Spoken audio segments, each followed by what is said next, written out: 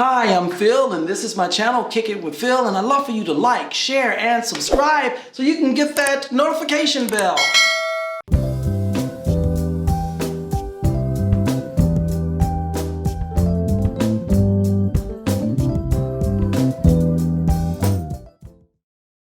Hey you guys, what's up? We're kicking it again, and I am so excited to have this gentleman with me. He is just an incredible person in and out. And I'm just gonna introduce you to him. Give it up for Mr. Patrick Faucette. What's up, man? What's going on, Phil? All right, man. You're just an inspiration to me. I gotta tell you, and I know you gotta introduce yourself to them and everything, but I met you first doing this play, 3 on the Ring, and you were the star of this play, and you had such an incredible, just humble spirit. You know, some people can be like, I guess, the lead of something and they sort of take it to them or whatever, but somehow your personality and your whole being was just so involved with all the cast, all the crew, and this is just it's just amazing. So I just appreciate that, and even for you to just come and just sit here and kick it with me is just even cool. But just tell me, how did you get started? How did you get started? I know you're from New Jersey. From New Jersey, yeah. My mom's a pianist. She's a music teacher, so yeah. So I started in music. I played the bass guitar. My mom taught everybody piano when we were kids, and if you didn't practice, you know, you got your butt whooped. So I didn't like the piano, so I took a lot of whoopings. But you had to play something, so I went through a bunch of instruments and finally ended up playing with the bass. Yeah. But you know, after being a musician, I went off to college. I went to Boston University. Met a bunch of people in college that I was friends with who were in the acting, you know, School of Fine Arts at Boston University. So I took a couple classes there, acting classes, and then when I moved out to California, I moved in with a couple of these girls who were from the acting school at Boston University. Yeah. So they convinced me to do some plays with them. They needed somebody. They're like, we need you, come on please, it's not that hard. And so then I started doing plays in San Francisco, and then fell in love with acting. Wow, the bug bit you. Yeah, that was it. Wow, started taking man. classes up there, and then eventually moved to LA. Got into film and television. Oh wow, I know you did the Leathal Weapons and all these stuff, the commercials and all these different things, and recently landed this really breakout role. I think it was a breakout role on one of their top rated shows, The Have and the Have-Nots. The Haves and the Have-Nots. Is it Tony Watson? That's right. What was that like? I mean, because you've been pursuing your career, you've been working. Yeah, I mean, that was pretty amazing because it was meant to be just a guest star on one episode, Yeah. maybe 2 episodes, and then turned into, you know, 3 seasons. Hey! Which was beautiful. Yeah. I know that's right. Yeah, it was one of those last minute auditions on a Friday. All of a sudden I get it on my email. You got an audition today at 2 o'clock. I'm like, oh. Damn. Was it here in Los Angeles? Here in LA, yeah. Oh, okay. Yeah, they shoot in Atlanta, but Kim Coleman, the casting director, was here. So I read it, and I was pretending I was working while I was reading my scripts. And then, you know, something just rang about this character in my head. Yeah. 'Cause I could just feel him, you know. And then, boom, went to the audition. The same day, got a call. No call back, nothing. They booked me. Wow. Flew out on Tuesday the next week, and boom, I was in Atlanta. Got on the set, walked in to do my scene with Crystal Fox. She plays Hannah. Yeah. And we're in the middle of the scene, and then we were shooting a part where Benny's leaving, because Benny sets me up with his mom. That's right. And because I'm from the church and he's trying to be funny, so he set up a date. And so he's leaving, like he's gotta go. And when he walks out, Tyler Perry stops. He's like, hold up. When he walks out the door, I want you to say to Hannah, does he know? And I want you to say he has no clue. Like, does he know I'm your dad? Yeah. And I'm like, does he know that I'm his father? It's like, let's do it. If we're gonna do it, let's do it. right then in my head, I'm thinking, oh my God, I'm up on this show. Oh, I'm gonna be his daddy. Oh, wow. So yeah, so then we did that, and then the next scene, we're supposed to be sitting at dinner, and I'm talking to her because we used to date or something. Yeah. So we went to lunch, and we sat down, me, Crystal Fox, Tyler Perry, and rewrote the whole scene. I'm like, oh, maybe they're writing scenes with Tyler Perry. So then we played it, and after that, it brought me back. And Wow. And as an actor, I mean, that's come on now. That's a dream come true, right? Yeah, you're thinking it's a one-day thing. And here I am on 3 seasons. Yeah, so it's beautiful. You know, some actors, I have this one actor friend, he likes to know everything, doesn't any improv or anything. It's hard. I have to take days to figure this out. I don't know if you tell me a line, if you would have really been like, I want to say another line. I don't know, but as an actor, yeah, I want to say another line. But yeah. Wow, man. So what did it feel like? It was amazing. Yeah, I mean, to work with Tyler Perry, first off, is amazing because he's like kind of like a genius when it comes to knowing exactly what he wants. You know, just trailblazing there. I mean, you come in and he's like, okay, let me hear the lines. Let me run the lines. And he sits there and listens to you. He's like, da-da-da-da. And he's like, okay, you want to come in from this bathroom. When you come in, I want you to come. When you say that line, you're going to sit down on the couch. You're going to come in. I want this shot. You're going to pick up that. You're going to pick up that. And then you're going to pick up that. And then when you do that, I want you to get up and you're going to go over here and you're going to come there. And I'm like, what? Like, his mind is like, wow. Moving. And then that studio, because I guess you're shooting at his studio that's taking up this, and that studio has like some history. Yeah, and all the stages are named after like black actors and black musicians. Wow. It's amazing. And it's a mind-blowing thing because you're on the set.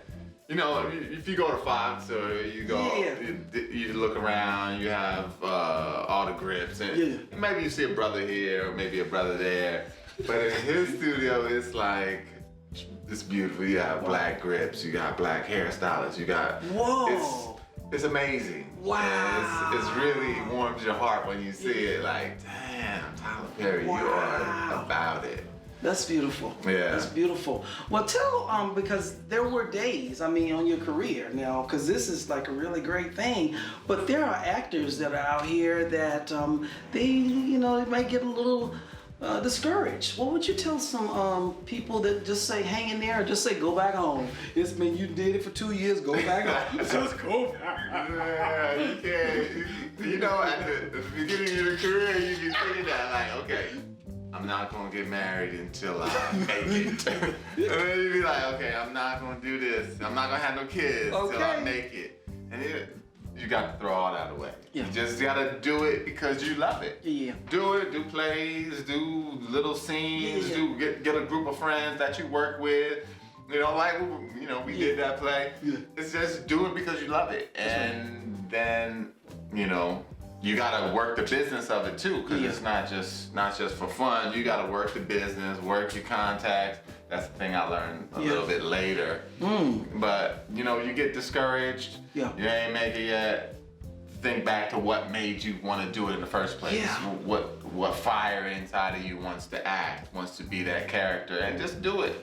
Yeah, because you're an athlete, and then to just get involved with, how did that, it just sort of just because your roommates pushed you and just said, oh, come here. No, I mean, I played football in college, and then after I graduated, my brother played in the NFL, and I had dreams of playing in the NFL as well. Okay. And I didn't get drafted. I came out to California, and then I started training to go to camps and try to go as a free agent. Mm-hmm. So I went to tryouts with different teams, and then I got a couple of looks, NFL Europe, and they was like, okay, go play in Germany, whatever. And I was like, how much y'all paying? Okay.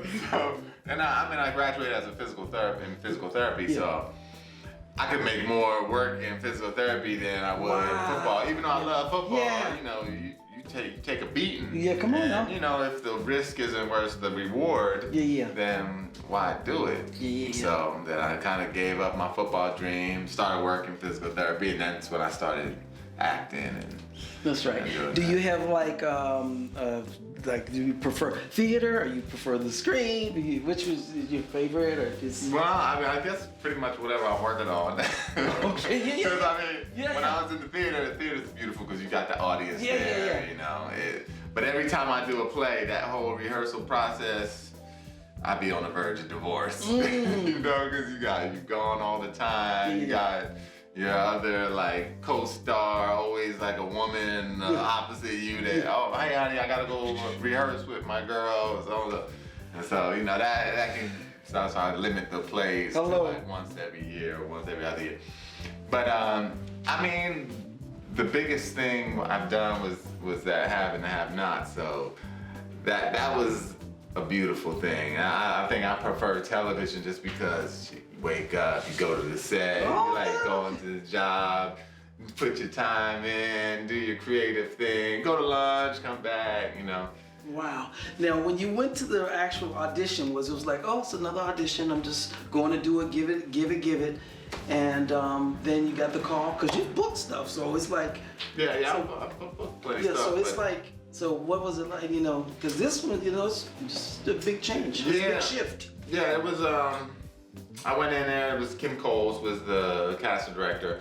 Went in her office and, you know, we had a couple of different scenes to do. And I just, when you feel comfortable, you just kind of like bust it out. And I felt real comfortable, and I hit the notes that I wanted to hit. Like, you know, when you're doing rehearsing in your house and you be like, oh, that's dope, and then you get in the office and then all of that. Have you mastered that? Have you mastered that? I still haven't mastered that. But on those times that it comes out just the way you rehearsed it and just the way you saw it in your head, and it comes out with all the emotion and the feeling, and that's how it kind of flowed out. And that's all you can ask for. And then it's just up to the acting gods and how tall you are, how short you are, how dark you are, light you are, whatever. But, you know, I did what I wanted to do, came out feeling good, went on home. And then I got that call. Wow, I'm loving it. Has there ever been like, because we always want all the roles, has you ever, you know, seen one of those roles, one of the actors, and then you saw the project and then you saw another actor in that role that I auditioned for, and was that, what is that feeling like? You know, people, that can be a little discouraging, you know, to people out there. When I first got to LA, one of my first big auditions was for Show Me the Money. What was that movie? Oh my God. Maguire. Jerry Maguire, right? For what's his name's part? Cuba Gooding Jr.'s part. So I went in there, and you know, back then, you didn't think, I got excited. I went in the office, and did the audition. We did that scene. Show Me the Money. He's on the phone. And then to come back and see Cooper got it, and I'm like, oh, they should have gave it to me. Yeah. But then he rocked that out. Yeah. So I was like, I guess they paid the right choice. That's so awesome. So, yeah. That's awesome, but you know, it is interesting going to the auditions and stuff like that, and it can, because it's sometimes you get no. That can be difficult for actors. Yeah. I got trying to get the mindset of I just go in and that's my job is to audition. Yeah. And you get the call back. That's a bonus. You know it means you doing what you want to do, and if you get the part, that's just, you know, icing on the cake. So you gotta enjoy the audition process, because the majority of them you're not gonna get. Enjoy the process. Enjoy the process. Yeah. You know, even the nerves and all that. Yeah. Enjoy it. Enjoy it, because you have to learn how to work those nerves. I mean, you sort of. Yeah, because sometimes you don't know why. You never let them see you sweat. They'll just take you over those nerves. And you go, so now I know these lines. I know! That is so crazy. So, but over the first of times. But yeah. Wow, man. Has there ever been like a day that's just, on a journey that you just sort of, why am I doing this? Of course, yeah. You know, you get those days where you go in and audition and you just bomb and you went through all that studying and all those, and then the nerves took you over. You didn't do what you wanted to do, and be like, why am I putting myself through this torture? Yeah, man. And then you just have to sit back and say, you know what? Wow. Yeah, this is the game. Yeah, Enjoy man. it. Well, that's It's gonna have inspiring. bad, it's gonna have good days, you know, just like any other job. Yeah. So yeah. Wow, man. Well, you're just an inspiration. And man, that just it's just something about you, man. You just, and everybody knows it. It's just you glow. You brighten up the room. So there. Thank you. Man. So yeah, I guess you guys got to check out the Have and Have Nots. It's on. And check out my brother here. Yeah. And go back and catch it all up on Hulu. And Hulu. get all the good all that seasons. stuff, the Fire killing Stick, it. because that's right. Well, you didn't hear me say the Fire Stick. I don't know. That's the legal Fire Yeah, of course. Yeah. So man, I just appreciate what you're doing, and just continue to do your thing, and I just want to thank you for just hanging out and kicking it with me. Thank you for letting me hang out and kick it with you. That's what I'm talking about.